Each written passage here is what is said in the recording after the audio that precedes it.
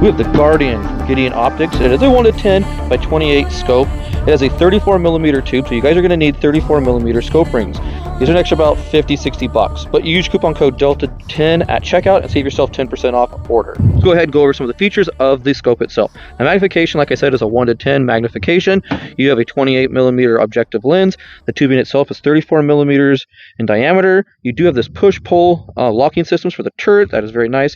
Each click of the turret is a half MOA adjustment. It is parallax free out to 100 yards. You have 11 brightness settings. You have a 2032 battery. It has IPX7 water resistant. It has 70 MOA adjustments inside the turrets. Your field of view at 1 power is 122 feet, and at 10 power is 12 feet. Makes sense. The eye relief on it is 3.5 inches. And the overall weight of this scope is 20 ounces. Very light for what it is. The bullet drop compensation inside this scope is very nice. I love the chevron part of it here. The very top of it is where you're going to have your 100-yard zero, so you have 50 to 200-yard zero on top of that. Your next part down right here, the tip of the crosshair right here is going to be 300, 400, 500, and 600 yards. Now, they also claim at a 10 power at 100 yards, you have a 18.5 MOA from the shoulder to the shoulder of that outside crosshair reticle. Very nice. You can range things with it. Very cool. I like this reticle. The scope does come with a little throw lever, like you guys can see here. You get lens covers for it, flip up lens covers. Very nice. One thing I will say about the scope rings is I was pleasantly shocked when I opened up this box and pulled these rings out at how lightweight they were. So for 34mm scope rings, I feel like these things are very light. Now I have 6-powered scopes that weigh just about 4 ounces less than this, which I'm very shocked that they could get it up to 10 power, almost twice the power out of this, with only 4 more ounces of weight.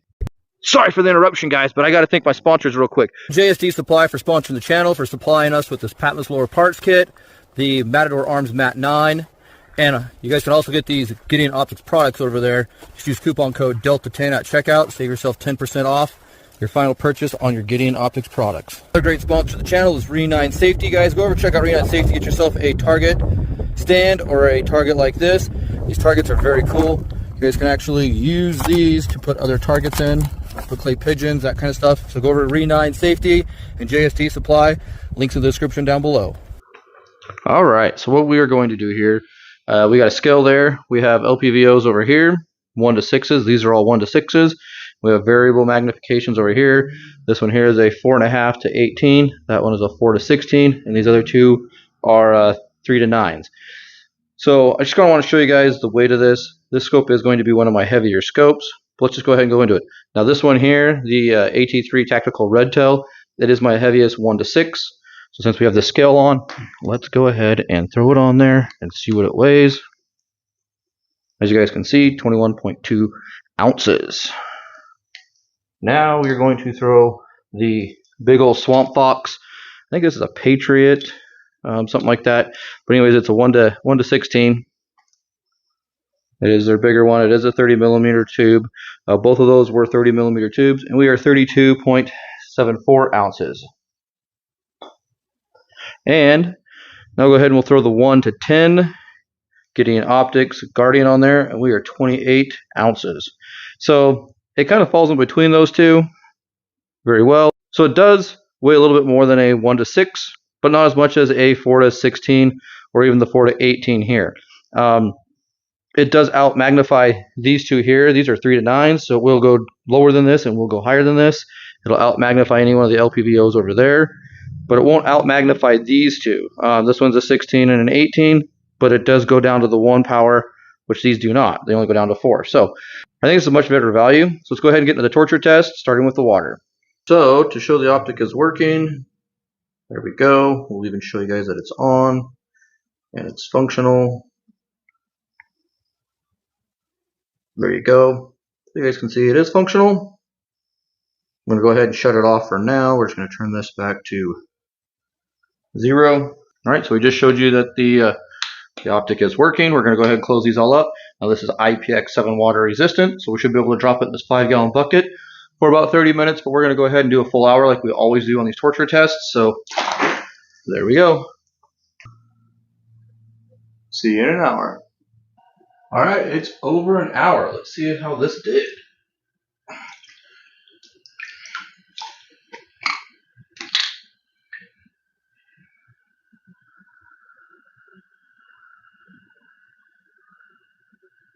Still working. Let's stick it in the freezer, see how it goes. All right, into the freezer it goes.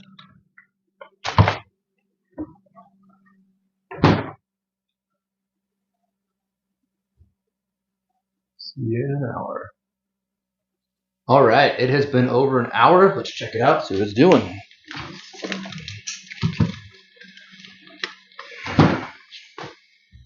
Still holding up. A little crunchy.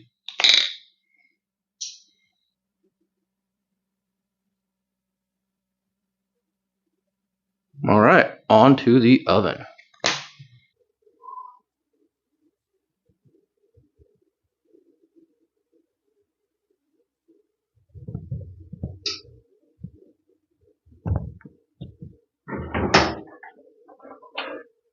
All right, and it goes.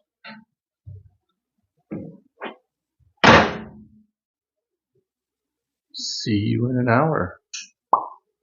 Oh, we are 1 hour later. Let's go ahead and check this bad boy.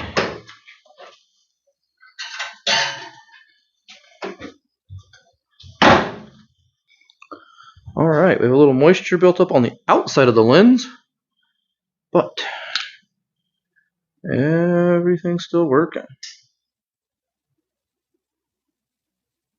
So let's go get this mounted to a 16-inch rifle, get it out to the range, and continue our torture testing. All right, so we're going to go ahead and we're going to get the Gideon optics zeroed in with some 556, 55 grain, full metal jacket, 193, okay? Let's see what we got here.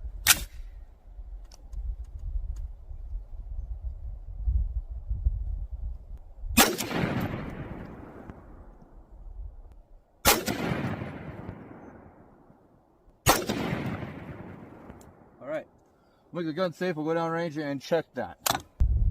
All right, so we've made our adjustments. We were about 2 inches to the right. I made a 2-inch, granted it's half-inch clicks them away. We're 50 yards, so that makes it a 1/4-inch click. So we adjusted this about 5 inches. So it should move us about 2.5 inches to the left. So hopefully we didn't go too far. If not, it's a quick adjustment.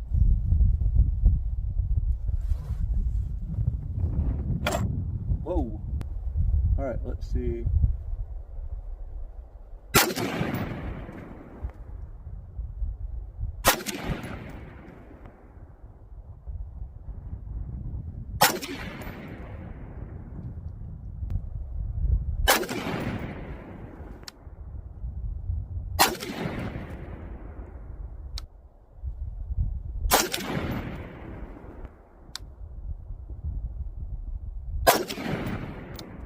All right, truthfully guys, I'm pretty happy with that. So what I'm going to do now is we're going to move up from the bottom target to the top target, the center target actually, on that, and see where we end up at, and we'll take you down there and show you that group.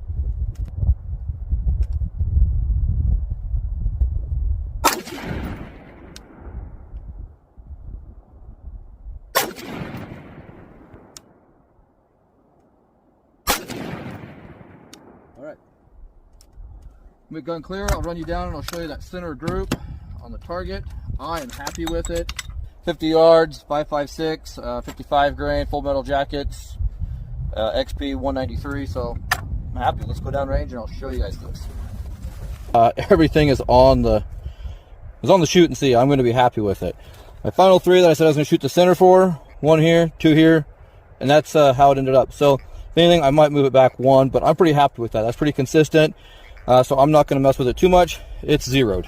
So now what we're going to do is we're going to actually see what our stringer is. We're going to string these out and see where our hash marks hit. So as the chevron is, as the reticle is shown in there, guys, you guys have your chevron. The top of your chevron is your 50, 100.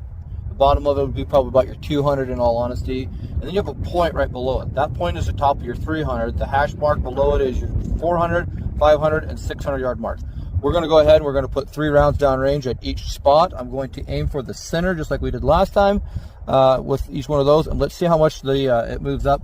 Granted, we're at 50 yards, so these are going to be half increments again. Point, the top of the stake is where I'm at now, and that should be our 300. Okay.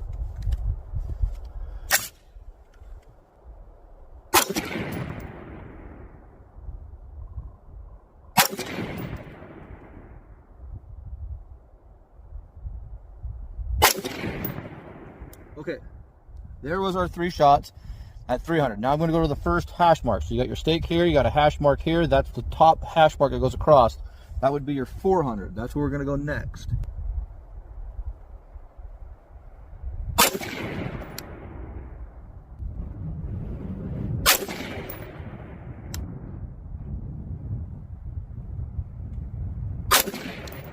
All right. And the next hash mark, second hash mark down, is your 500. We'll go to that one.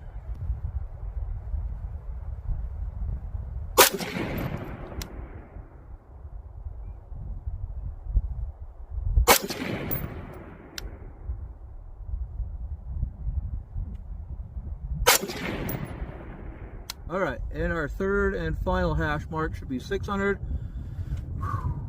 Let's see. Now, from what I am seeing, if this is correct, we should be really close to hitting the top center.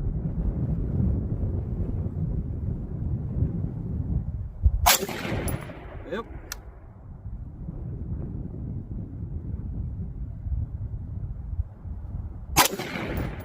Yep.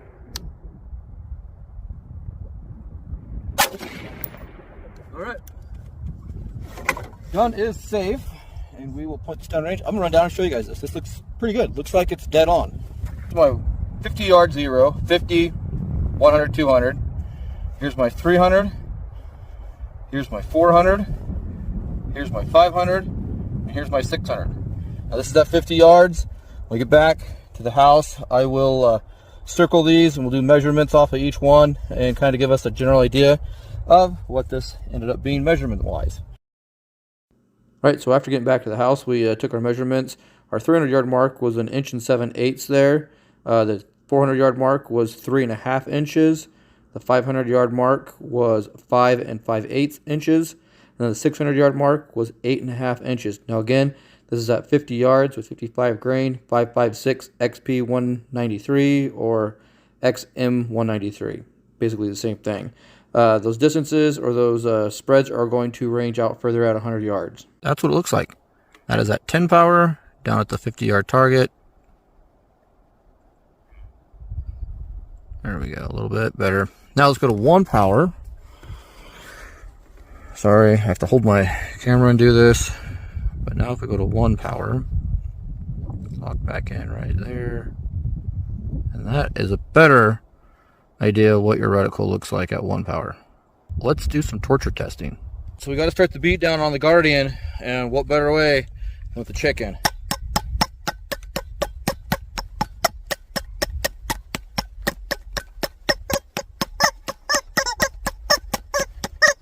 Yep, okay. Glass is still clear. On to the drop test. All right, some of you may notice this rock right here. This is where we do our torture test sometimes. Sometimes I bring a flat rock out here, sometimes I do it in my garage. If we're looking for a rock, this is the one. So I'm just gonna drop it first time as if I was carrying it like this, and I just went whee over from there. So it's gonna be a little bit higher than hip height, shorter than shoulder height. Let's just go ahead and do it. We have a plate over there at about 45 yards. So let's just go ahead and do it. Wait, ready, 1. Oh shit. Right on the turret. Let's see. Pop lens covers. Nothing, looks good. Okay, okay. Let's do it again. This time we're gonna do it from about, if I don't fall, we're gonna do it from about shoulder height. And if we do it shoulder height, we crack anything, we will, we'll see if we hit 0 at the end of all 3 of these. Oh, that was a good one. Gun is on safe, by the way, and there is nothing in the chamber as usual. Still no damage to the glass. And last and final, right on top of that turret again. Still no damage to the glass at 1 power. Let's throw some rounds down range and see if we can hit anything.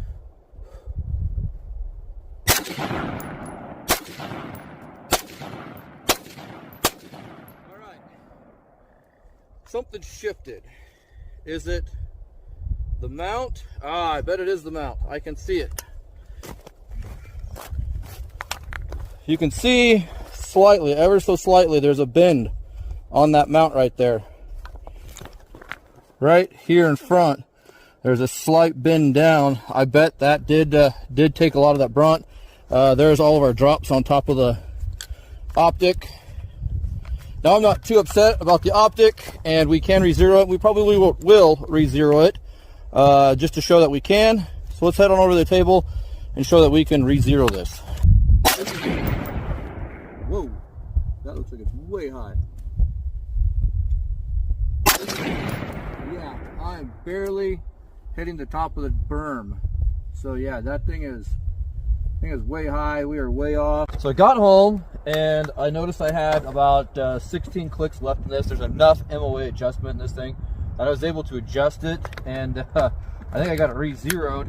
We'll go ahead and verify that. Our target's down there at 50 yards. We are out here again the next day. So you guys saw the nice bright sunny day yesterday, and we're out here today with a little bit of wind and snow. I will go over a little bit of damage that this optic took that I found out later. We'll go over that here in just a minute. But for right now, I want to see if we're able to re-zero this. I'm going to go for the lower left corner. I don't know if you guys can see the target down there.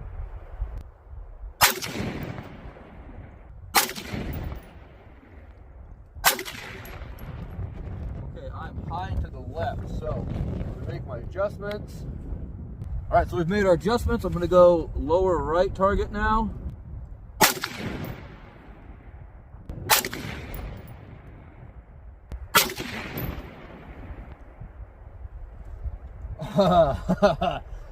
I'm dancing around that bullseye. I'm not quite there. I would say maybe I went a little too far right, so I'll make one adjustment and I'll go back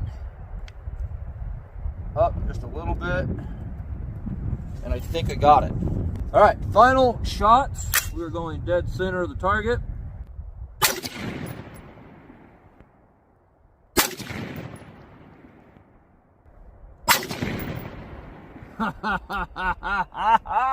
We re-zeroed it. Guys, I'm gonna run you guys down real quick, show you target. We'll come back and do final thoughts on this. Holy crap. Hey guys, I'm excited about this. This was my first 3 shots. I adjusted, I got my elevation about right. This is my first shot, second shot, third shot. Next shot, I adjusted, first shot, second shot, third shot. This is my final group when I re-zeroed my final calculations. Boom, right there. I'm stoked. That's freaking amazing, guys. We re-zeroed the Guardian from Gideon Optics. This scope is held up very well. I don't think you guys can go wrong. Yeah, if you drop it, you're going to need to re-zero it, but it'll re-zero because it's got enough MOA adjustment in it. Holy cow. Let's go. Let's go over the Gideon Optics Guardian. This thing turned out freaking spectacular. We did a torture test on it. You guys can see, I showed you earlier, we beat the scope up here. The top of it's all beat up. The side here, we got marks here, the gun's beat up. So this is our drop test anyway, it doesn't matter. So we just wanted to see what the scope would do. This thing's amazing. It's a testament to if you guys were out hunting or something along that line, and you did happen to drop this, there's enough MOA adjustment inside this scope that you could re-zero your scope. Now, I do not have any more than about 10 more MOA left in this upper, to go up. And I have I ended up having to adjust this 4.5 MOA, looks like right. So that was, I still got it zeroed, and you guys saw how accurate this thing is. So I'm very, very pleased with these Gideon Optics products. They make some great, tough products, and they warranty it. So they're not gonna leave you hanging. Go ahead, contact them. Don't forget, when you do order your Gideon Optics product, use code Delta10 at checkout. Save yourself 10% off, whether it's at GideonOptics.com or JSD Supply. JSD Supply is a big sponsor of the channel. Got to thank them as well for sending out products to review. I'm very impressed with how this thing held up. So you guys let me know in the comments down below what you guys think of this. Would you guys buy one of these? If a 1 to 10 is too much power, I don't think you can never have enough power. I think 1 to 10 is perfect. The one thing with these LPVOs like this is that, you know, if you're cranking it up to 10 power, you're not going to be able to see up close. That's where the lower powers are coming in play. They're made more for, like, you know, I'm close quarter, I'm at 1 power, 0 power. I need to make a long range shot, I crank this up to 10. So that is what these LPVOs are more made for. So if you guys are like gonna crank this up to 10 and do a 10-yard shot with it, it's not gonna see it. You guys are gonna be very, very hard to find that reticle.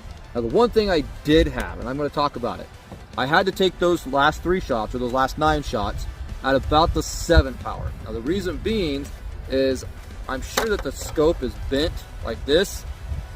Just for the simple fact, I can see where it shifted inside the rings. It shifted forward as it hit. And the rings are actually bent, so the scope's got to be bent a little bit. I'm sure it has thrown some of these lenses and the opticals off and stuff like that. So at 50 yards, the highest I can go is a 6 power. When I sighted this in originally, I was able to crank this all the way up to 10 power, and I got a good crisp reticle and a good crisp target. I cannot do that anymore. Like I said, my highest I can go is about a 7-8, and I place the diopter to get it back into focus. At about 8 power at 50 yards, the reticle starts to blur and the target starts to blur. So you can either have one or the other crisp. You can't have both. Where before we did the drop test on it, you could do either one of the two. So that is one of the other things that did shift in this. But beyond 100 yards, I can crank this all the way up, leave it right there at 10 power, and this is nice and crisp, nice and clean, just as the day I got it out of the box. So that is a big testament to how tough this optic really is. Again, thanks to Gideon Optics for sending this out for me for the torture test and replacing this for me. We are going to be running some video in here at the very end of the new optic and the new rifle that optic is going to be set on. We are going to Cerakote it. So here we go, guys. Enjoy this last video montage. If you like this video, give me a thumbs up. If you're not subscribed, I don't know what you're doing. This channel has a lot of great gun content and torture testing on it. So go ahead and subscribe if you're not already. Give me a thumbs up if you like this video. Thanks for shooting the breeze with me, guys. We'll see you next time.